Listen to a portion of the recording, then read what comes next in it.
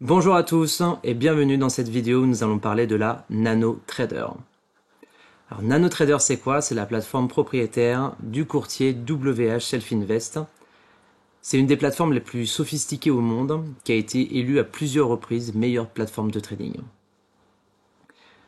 Sans plus attendre, nous allons voir aujourd'hui comment on l'utilise quand on débute sur cette plateforme en réel ou même en démo. Parce que qui dit sophistiqué dit aussi complexe. Il y a des tas de fonctionnalités disponibles quand vous recherchez quelque chose de très spécifique. Donc l'idée aujourd'hui, c'est de vous montrer en gros quelques bases lorsque vous ne recherchez pas à faire des choses trop compliquées. Et on va regarder donc ensemble voilà, les principales fonctionnalités de la plateforme. Allez, c'est parti. Donc vous voyez sur votre droite, donc la plateforme elle se déroule de cette manière-là, mais le but c'est qu'on démarre tous ensemble sur une page blanche. Donc pour ça, je vais aller dans le Manager Page et je vais cliquer sur Page vide et je vous invite à le faire, comme ça on démarre tous en même temps sur les mêmes bases. Donc première chose à faire déjà, ça va être plutôt de commencer avec un graphique. Parce que NanoTrader c'est une plateforme de trading, mais c'est surtout une plateforme d'analyse technique.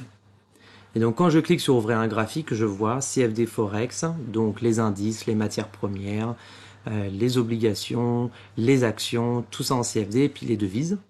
CQG, c'est la même chose mais pour les futurs.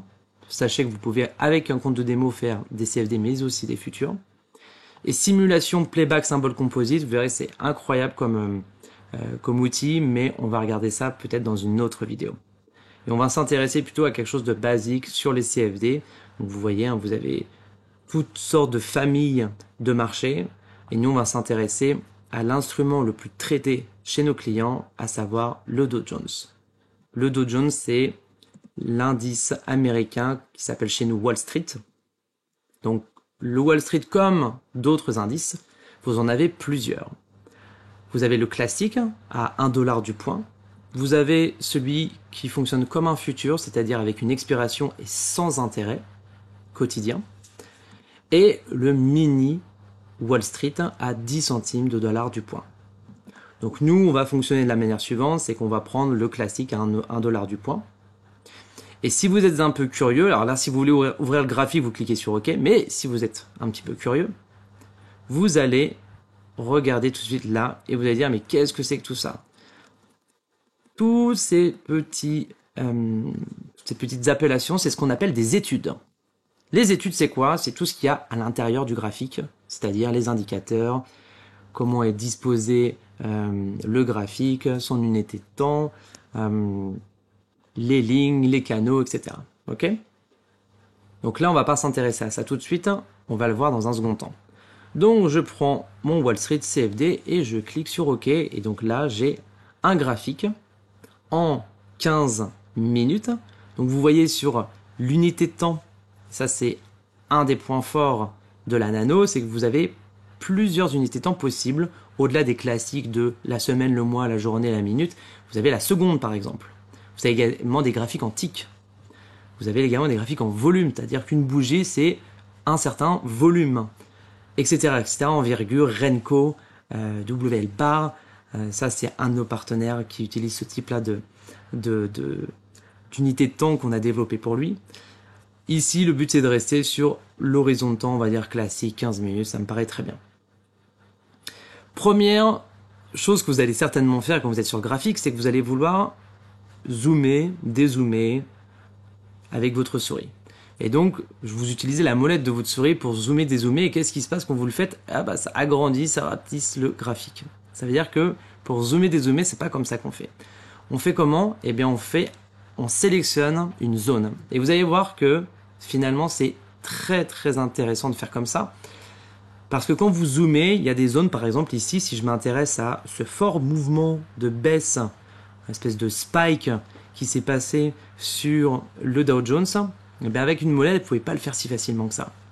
Donc là, je vais sélectionner la zone, clic gauche, je sélectionne et je relâche.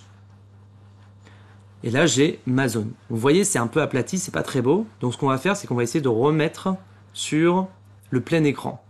Et pour faire le plein écran, soit vous faites votre molette, soit plus simplement vous faites un double clic gauche sur la zone de prix à droite. Hop là. Et là, vous avez un graphique qui est beaucoup plus facile et agréable à lire. Deuxième petite astuce intéressante, c'est quand vous faites un clic droit dans le graphique, il n'y a pas d'option qui s'ouvre, mais c'est la vision précédente. C'est-à-dire la vue précédente qui était celle-ci. Là, j'ai fait un clic droit, vous avez vu. Vision précédente, je fais la même chose ici.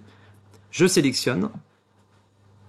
Je fais mon analyse, tac, tac, clic droit, et je reviens à la vue précédente. Pas mal. Autre manière aussi de zoomer, dézoomer, c'est vous prenez l'intervalle de temps en bas et vous rapetissez, vous augmentez. Voilà, ça c'est une autre manière de faire. Ok ? Passons maintenant aux indicateurs. Les indicateurs, ça se trouve ici, dans l'icône en haut à gauche. Vous cliquez dessus. Là, vous voyez, il y a beaucoup d'indicateurs. Donc là, c'est plein de familles d'indicateurs. Pourquoi est-ce qu'il y a autant d'indicateurs? Parce que il y a les indicateurs classiques, Bollinger, RSI, Ishimoku. Vous avez des indicateurs que nous avons développés en interne, à la suite de recommandations de clients, d'études qui ont été publiées aux États-Unis, et de partenaires qui ont soit programmé eux-mêmes, soit ils nous ont demandé de programmer voilà, des indicateurs pour avoir par exemple le RSI de cette manière-là, ou qui soit, je sais pas, affilié à un autre indicateur, comme ça donne un seul indicateur, bon, bref. Donc vous avez des tas d'indicateurs. Maintenant, si vous en recherchez un spécifique, vous avez juste à taper son nom dans la barre de recherche, exemple RSI, et vous prenez, donc vous en avez plusieurs, donc vous prenez le classique RSI. Et vous avez la possibilité, si vous adorez cet indicateur, de le mettre dans vos favoris à droite en cliquant ici. Ok ? Et donc vous le voyez là. Maintenant, pour le faire apparaître, eh bien vous avez soit vous le mettez en Sentimentor, ce qui est en gros classique, soit vous le mettez en filtre. Ça veut dire qu'en gros le filtre, c'est que dès que le RSI sera au-dessus de son niveau 70 ou en dessous de son niveau de 30, bah sur le graphique, ça va vous donner une couleur différente. Comme ça, en un clin d'œil, vous saurez si on est dans une zone plutôt acheteuse, plutôt vendeuse. Et enfin, le stop, c'est parce que vous pouvez, je vous le dis rapidement, parce que le but n'est pas de voir tout ça, parce que ça commence déjà à se compliquer, c'est que le stop, c'est que vous pouvez à tout moment mettre le RSI sous forme de stop loss. C'est-à-dire que vous pouvez dire, dès que on atteint, je sais pas, le niveau de 30, quand je suis à l'achat, eh bien, je veux que dès que le RSI est à 30, hop, ça ferme la position. Donc, c'est un stop loss sur le RSI. Ça, vous pouvez le faire quasiment sur tous les indicateurs. Ok ? Je vous ai prévenu, c'est une plateforme très, très sophistiquée. Je le mets donc en Sentimentor, on va dire classique. Ok ? Je ferme la fenêtre, donc vous voyez mon indicateur RSI, donc classique. Donc là, je vous ai parlé de 70-30, ici il est plutôt à 10-90, mais vous pouvez modifier ces paramètres. Simplement en cliquant ici. Par exemple, je suis sur 10, je fais sur 30, je clique sur Entrée. Et là, je suis plutôt sur 70, je clique sur Entrée. Et voilà. Donc je suis plutôt... Mince, je me suis trompé. C'est plutôt celui de droite, je devais mettre à 30. Voilà. Et celui-ci à 10. Ok.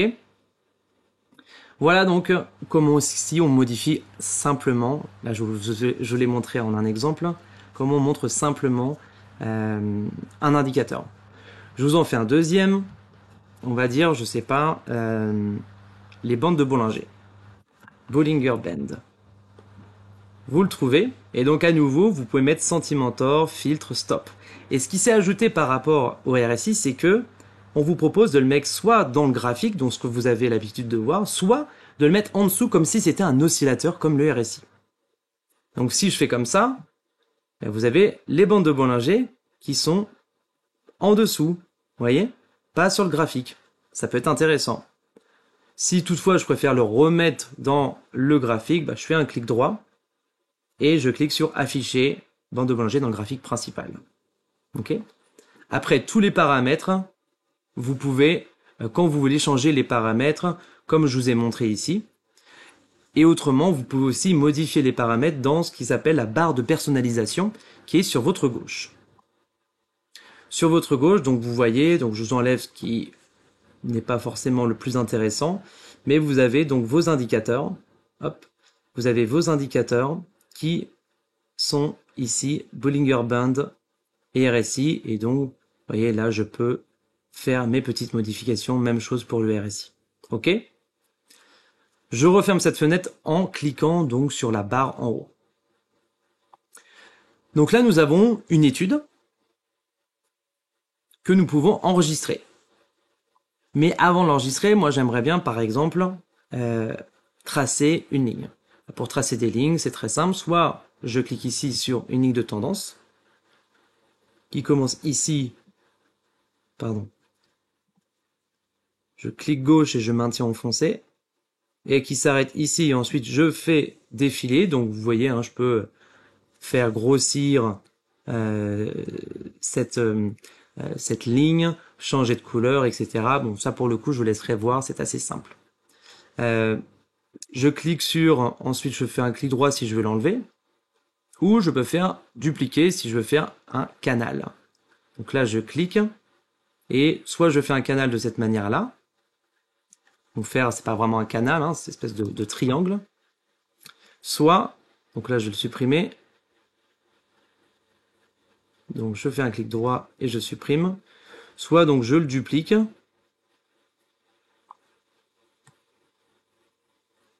et je le fais glisser tout simplement. OK? Mon étude étant terminée, je vais donc l'enregistrer. Et quand je vais l'enregistrer, vous allez voir que cette étude-là, je vais pouvoir répliquer ce modèle sur tous les autres graphiques en enregistrant le modèle. Alors soit j'enregistre l'étude sous, et auquel cas j'aurai une étude pour cet instrument-là. Donc si je veux ouvrir le même instrument, mais dans un horizon de temps différent, c'est-à-dire en une journée, eh bien je regarderai juste l'étude, mais je peux l'enregistrer sous ce qu'on appelle le STUB, c'est-à-dire c'est étude vraiment globale, c'est-à-dire que j'enregistre cette disposition-là pour tous les graphiques potentiels. C'est ce que je vais faire ici. Donc, je vais l'appeler, quand on vous demande un nom, donc je mets STUB webinar, je clique sur OK, et maintenant je vais ouvrir un deuxième graphique qui est par exemple le DAX, qui est un des 5 produits les plus tradés chez nous. Et donc à nouveau, je prends le Germany 40 CFD. Vous voyez, hein, j'ai aussi le futur sans swap ou rollover et le mini. Et donc là, cette fois-ci, je vais retourner sur mes études. Et donc, qu'est-ce qui se passe? J'ai le Stub Webinar que j'ai enregistré. Et donc, au lieu de refaire tout le processus de création d'indicateurs, bah, je vais juste cliquer sur OK. Et me voilà avec un graphique. Donc, vous voyez, c'est tout plat. Donc, c'est tout plat. Pourquoi? Parce que j'ai ces indicateurs, ces lignes qui se sont créées. Donc, il faut juste que je les enlève. Et j'ai un nouveau graphique qui est beaucoup mieux. Donc, je le zoome pour que ce soit un petit peu plus visible. Mais bon, voilà en gros comment on fait pour organiser votre graphique et vos dispositions qu'on appelle ici des études.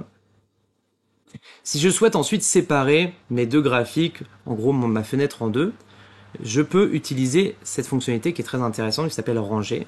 Donc je peux le faire de différentes manières, on me propose de le faire de différentes manières, en formant une grille ou plutôt en verticale. Bon, quand je clique dessus, voilà, ça me le range en deux. OK? Et l'ensemble de ces deux graphiques avec ce qu'il y a à l'intérieur, c'est ce qu'on appelle une page. Et la page, c'est ce qu'il y a ici. Et donc, si je souhaite enregistrer cette page, je vais sur Manager Page, enregistrer tout. Et là, j'appelle ça page webinaire. Webinar. Et donc, à tout moment, si je repars sur une page vide, ben, je peux décider de rouvrir ma page webinar que j'ai enregistrée ici. OK? Maintenant, on va passer au passage d'ordre. Le passage d'ordre, bon, je souhaite acheter le DAX. Maintenant, je vais me mettre en plein écran. Donc, je fais un double clic un peu comme sur Windows. Et je clique sur Buy. Là, je dois sélectionner mon compte. C'est un compte Paper ou un compte démo. Là, je choisis mon compte démo. pouvez le faire une fois et après, vous n'aurez pas besoin de le refaire. Et donc là, j'ai mon compte démo. Donc vous avez vu que je l'ai déjà utilisé. J'ai fait pas mal de tests. Et donc j'ai ma fenêtre d'ordre qui s'ouvre. Et donc là, je choisis le volume. Donc un contrat DAX, à 1 euro du point. Le type d'ordre, est-ce que je veux un ordre au marché, un ordre limite, un ordre stop ou un ordre CO. Mon prix, donc là le prix, je le choisis pas parce que je rentre au meilleur prix disponible. Et ça me donne donc le prix d'achat et ça me donne la marge. Donc je vais avoir 780 euros de prélevé sur mon de bloquer plutôt sur mon compte pour ouvrir cette position, puis on me rendra cet argent une fois que la position sera fermée. Pour mon capital actuel qui doit être autour de 50 000, qui est le capital par défaut sur les comptes de démo, mon effet de levier il est de 0,3.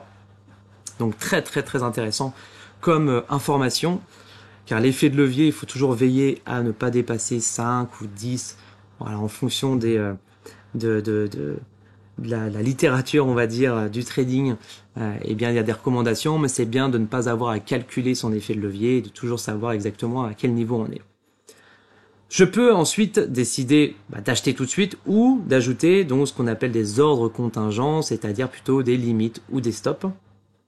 Donc, le stop, je peux le mettre en pourcentage, en tick ou en argent.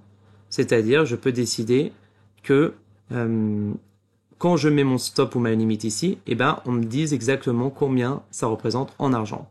Donc là, je gagne 72 euros pour un risque de 177 euros, ce qui est a priori pas terrible. Donc, autant faire baisser ce stop-là, pour avoir moins de 170 euros. Donc je suis à 15 434, je peux mettre 15 500, où là je serai à 100 euros, puis surtout ma limite, je peux mettre 15 750, et donc là je suis quasiment au même risque que ce que je peux gagner, et on me met ici le risque rendement, donc le risque reward de 1,2, c'est-à-dire que pour un euro risqué, je gagne 1,2 euros. Donc, j'ai un potentiel de gain supérieur à mon risque. Je clique sur acheter. Et là, mon ordre vient s'afficher ici. Ok? Donc, j'ai mon profit and loss en temps réel qui est de 1,90 €. J'ai en dessous de cela donc mes ordres en attente, donc mon stop et ma limite, ou mon take profit. J'ai mon risque rendement, là j'ai mis Stub Webinars, donc ça c'est mon étude. À tout moment évidemment vous pouvez modifier ces catégories-là. Donc ça c'est le range, c'est en gros où est-ce que je suis situé par rapport à mon take profit et mon stop loss. Donc là on est en plein milieu parce qu'on vient de démarrer la position. Et voilà le potentiel profit, potentiel risque, etc. etc. Ok, donc jusqu'ici tout va bien. Si vous voulez retourner un peu sur vos graphiques et ne plus trop monter cette page-là, vous avez juste à cliquer sur cette barre, et je l'ai mal mise, vous cliquez dessus et elle disparaît, et à tout moment vous pouvez cliquer parce qu'elle se place tout en bas, je reclique et c'est bon. Ok? Voilà en gros de quoi vous avez besoin pour passer des ordres, puis vous voyez ici sur vos graphiques évidemment que à tout moment vous avez la possibilité de modifier votre stop, votre take profit. Si vous dites voilà mon take profit, je voudrais le rapprocher plutôt là. Mon stop loss finalement, je vais aussi me le rapprocher ici. Voilà, vous avez juste à cliquer, vous n'avez même pas besoin de confirmer. Et bien voilà, ça se fait vraiment très très vite, ça c'est parfait quand vous scalpez. Ok. Vous avez également la possibilité d'utiliser ceci.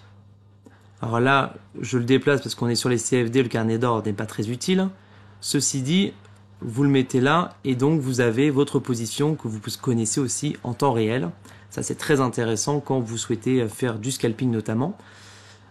Et donc vous pouvez ajouter un montant de 1 en plus.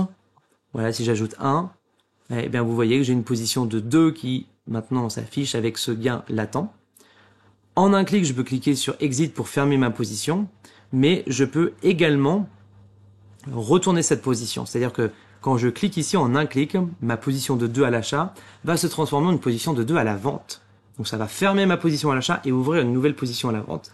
Regardez, je clique dessus, ça ferme ma position et ça ouvre 2 positions à la vente. Vous voyez moins 2, c'est-à-dire que quand on est à moins, c'est-à-dire qu'on est à la vente.